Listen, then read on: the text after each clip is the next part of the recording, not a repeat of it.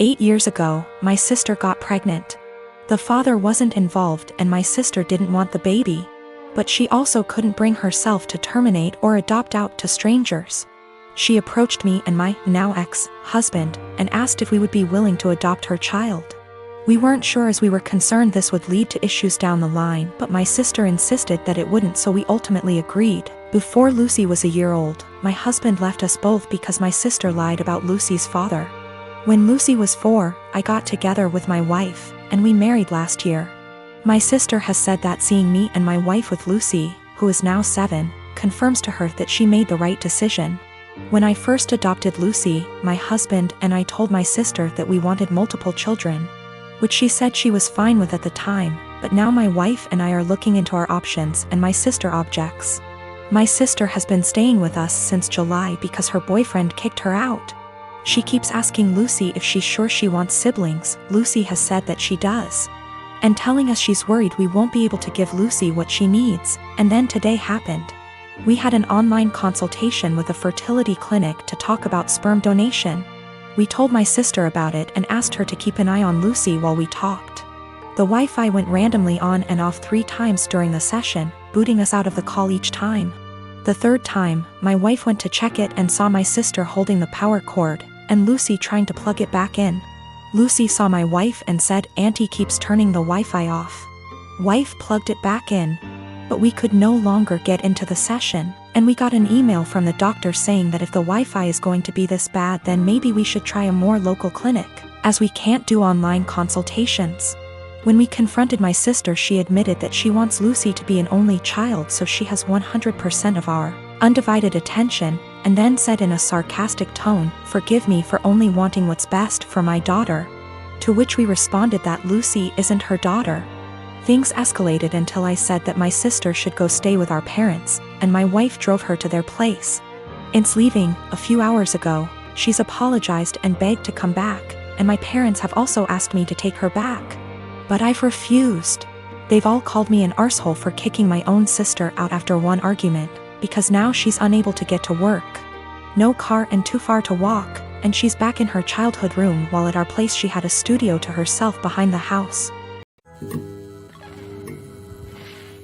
My sister and her husband were sent to prison at the start of this year, and sadly won't be released for a few years. That left me to look after their 15-year-old daughter Amy. I was perfectly happy to do this, but as most of their wealth was seized for being ill-gotten, it's meant that I've been having to care for her out of my own pocket. Once again, this doesn't bother me, but it's meant massive life changes for the kid. Firstly, they sent her to a private school. I can't afford anywhere near those fees, so I had to transfer her to a local school. She was upset at this at first, but she quickly made friends and is excelling academically, so this isn't a huge problem. She's been off school for the last few months anyway due to the situation. A bigger problem is clothing. Like my sister Amy loves fashion and designer stuff. She's still got a lot of stuff that her parents got her, but she's always on the lookout for new clothes. Unfortunately, I can't afford anywhere near the sort of stuff she likes. And I also have 2 children of my own whose clothing I have to pay for. I have told my sister this, but she insists I should make allowances because her daughter is going through a tough time. Amy also really doesn't get along with my daughter Hannah, who is 11. She bullies her, calls her stupid and ugly, tells her none of her friends really like her, etc. She has made her cry on many occasions and often continues to taunt Hannah while she cries. Yesterday I caught Amy trying to buy a dress costing over $1,000 with my card. I was fuming and had a long conversation with her. She cried and sobbed that she just wanted one nice thing. My sister called from the prison, and Amy cried over the phone that she hates here and I treat her unfairly. I spoke to my sister afterwards and she begged me to go easy on her daughter because she's still adjusting. I put food on this kid's plate. I buy her whatever clothes I can afford, even if they aren't to her taste. I take her to visit her parents as much as possible. They're held in different facilities. And I do all of that on top of working and looking after my own children.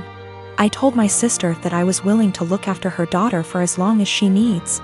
But if anything like the card incident happens again, or if she continues to pick on my daughter, there will be serious consequences for her. My sister wanted to argue, but they get limited time on the prison phone. I think what I'm doing is right. I get that the kid is going through a tough time, and I'm doing everything I can to be there for her. But I can't just tolerate bad behavior or bullying, and I can't afford to pay for her expensive clothing. The fact that she's struggling to deal with what happened to her parents doesn't change that.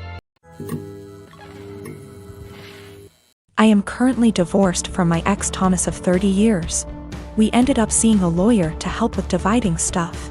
Everything was pretty much wrapped up till he said he no longer wanted any part of our kids' lives. I didn't argue with him about it since I already know what it's like having a parent who doesn't want you around, or wants to be in your life. I asked what he wanted me to tell the kids and he just said, "Whatever you think is best, I don't care. I don't want to parent anymore." Everything was in agreement and signed with no fuss. A few weeks later I get a call from my ex-mill asking if we could meet each other. When I came over she broke down crying and begging to let my ex see his kids again. I was confused about what she meant because not once did he contact me after meeting the lawyer. She went on about how my ex said he really missed them and that I was just a petty B*TCH for taking full custody.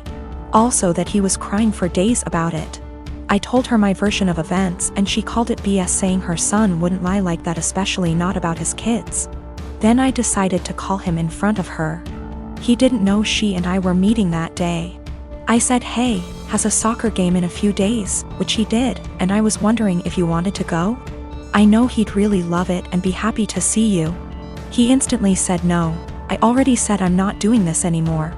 I asked, "Well, how do you think this is going to affect Denise, his mom?" She is over the moon about them. He just said she loves me more than the kids, so I doubt this will be an issue for her. After a bit more talking we finally hung up. Ex-Mill was straight-faced and nodded at everything that just happened. She asked me to leave and said we would be in touch. Later that day I got a call from my ex saying how it's my fault he was kicked out of his mom's house, and possibly will be taken off her will. Also that none of his family members will talk to him because of what ex-Mill heard. He threw a lot of insults at me before I hung up, and now him and his mates keep calling and texting me.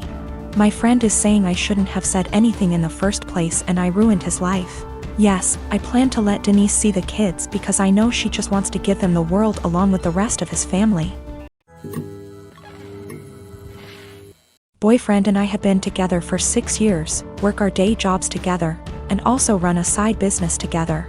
He's my best friend, and despite managing to get past and through a lot together, he hasn't proposed. His family is starting to pressure us to get married, but he said he hasn't decided yet. He has said that he wants to get married and have a ton of kids, so what he means is, he hasn't decided if he wants to marry me. My ego is a little hurt. What else does he need to know that he hasn't already learned in almost 7 years? Is indecision the same thing as a decision in this case? We both started therapy separately very recently to work through some trauma and cope with anxiety. I don't know if I should wait to see if he'll come to some kind of epiphany in therapy, or if I should leave and save the decision for him. I love him a lot, and for a long time I saw a future with him. But recently I'm starting to accept signs that he just doesn't love me as much as I love him. How do I know if he loves me or if he just doesn't want to be alone? We don't live together, we won't live together until we are married. He has stayed over for extended periods of time, so we're mostly familiar with each other's habits. We are from different cultures, but I still come from a traditional family, so we have a lot of the same values. I just consider myself to be more independent. I am very uncomfortable with the idea of an ultimatum. I don't like the idea of forcing someone to make a decision out of fear or because they're backed into a corner. My communication skills are something that I'm pretty proud of, to be honest, but it's something that he struggles with. And that's one thing he wants to work on in therapy. I'm working on not projecting my fears of insecurity onto our relationship, even when he isn't communicating properly. He picked me up and I told him that after the conversation with his family, I've been feeling really insecure in our relationship. And if he's unsure if he wants to marry me, I need to know what he's unsure about. I said if we want to have kids, I really can't wait forever. He says that he is sure he wants to marry me, and he might have had a plan to propose. But when I came over, his family completely blindsided him, and now it's awkward, like they've spoiled it. I told him maybe he needs to think about if what we have is what he wants. I just feel it shouldn't be this complicated. Maybe I'm just jaded and bitter at this point and nothing will make me happy. I do believe him. He wouldn't drag me along just for the fun of it. I love him, and our lives are so wrapped up, it's very hard to leave, even if I wanted to. I just wish I could read his mind. I wanted to talk to my therapist before I made any decisions. We both had appointments the following day, and in my session she asked me if I thought I was ready for marriage. I said of course. I've known I wanted to marry him since I asked him to move out with me. 2 years into the relationship and he turned me down. She responded by rephrasing the question. She said she isn't asking if I want to marry him, but rather, is the way I currently feel about myself. The way I handle my problems and my anxiety, and the way my boyfriend and I communicate. Is the way I feel in my relationship the way I want the rest of my life with this man to be? No way came out of my mouth way before I even processed it. Stressed was in my brain in big, bold, yellow letters. Right now I need to continue to work on my issues in therapy and learn what the best version of myself is like before I'm ready to commit to whatever future version of our lives together looks like. I've only been going for 2 months so far, and I've already seen a huge improvement in my ability to handle stress and my self-worth.